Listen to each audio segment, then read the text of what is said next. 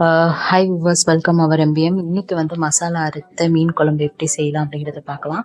காலையிலே ஃப்ரெஷ்ஷாக வந்து மீன்காரர் வந்து மீன் வந்து எடுத்துட்டு வந்தார், கொடுவா மீன் இது. ஸோ அது எப்படி செய்யலாம் அப்படிங்கிறத பார்க்கலாம். அதுக்கு தேவையான பொருட்கள் பார்த்திங்கன்னா, தக்காளி, வெங்காயம், சின்ன வெங்காயம் எடுத்துக்கோங்க, பூண்டு, மிளகு, சீரகம், வரமிளகாய், இது எல்லாமே போட்டு நீங்கள் நல்லா வதக்கிடுங்க. ஒரு கடாயில் வந்து நல்லா வதக்கிடுங்க. ஏன்னா இதை நம்ம அரைக்க தான் போகிறோம். நல்லா வதக்கி சின்ன வெங்காயம் சேர்க்கும் போது ரொம்பவே டேஸ்ட்டாக இருக்கும். தக்காளி வந்து ஒரு 3 தக்காளி எடுத்துக்கிறேன். அடுத்தது கறி லீஃப், இது எல்லாமே போட்டு நல்லா வதக்கிட்டுங்க. பூண்டு, வரமிளகாய், சீரகம், சோம்பு எல்லாமே கூட சேர்த்துருங்க. சேர்த்து நல்லா வதக்கிட்டு சால்ட்டு தேவையான அளவு போட்டு டர்மரிக் பவுடர் சேர்த்துக்குங்க. சேர்த்து நல்லா வதக்குங்க. இப்படி நல்லா எண்ணெய் விட்டு வதங்கி வரும். ஸோ இது நீங்கள் வதக்கிறது தான் டேஸ்ட்டு. ஸோ நல்லா வதக்கிடுங்க. இந்த இதில் வந்து பார்த்திங்கன்னா ரெட் சில்லி பவுடர், நம்ம வீட்டில் குழம்பு மசாலா பவுடர் எடுத்துருப்போம்ல, ஸோ அந்த குழம்பு மசாலா பவுடர் வந்து நான் 2 ஸ்பூன் சேர்க்குறேன்.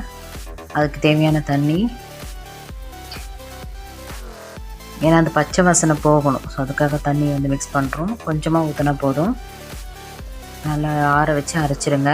அதுக்கப்புறம் ஒரு பாத்திரத்தில் எண்ணெய் ஊற்றி கடுகு, வெந்தயம் பொரிஞ்சதும் நம்ம அரைச்ச மசாலாவை அப்படியே அதில் போட்டுடலாம். ஏன்னா எல்லாமே நல்லா வதக்கி அரைச்சிட்டோம். ஸோ நல்ல மசாலாவை அதில் இப்போ நல்லா மிக்ஸ் பண்ணி கொடுங்க. நல்லா மிக்ஸ் பண்ணாதான் அந்த எண்ணெய் விட்டு வரும். இந்த ஸ்டேஜில் ஒரு 3 பச்சை மிளகாய் எடுத்து கீரை போட்டிருக்கேன். அதையுமே நல்லா மிக்ஸ் பண்ணுங்கள். நல்லா எண்ணெய் விட்டு வரும்.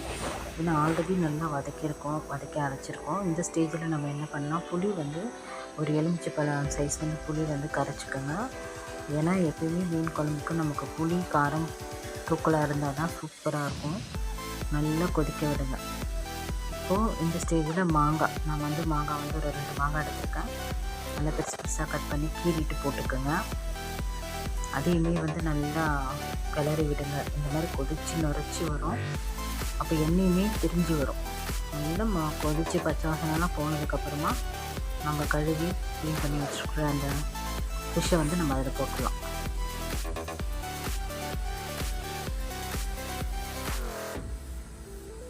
போட்டு நல்லா மிக்ஸ் பண்ணி விடுங்க.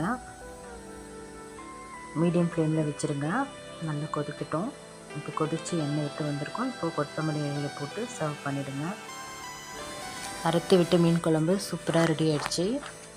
இப்போ சூடாக சாதத்தில் போட்டு நீங்கள் சர்வ் பண்ணலாம். தேங்க்ஸ் ஃபார் வாட்சிங்.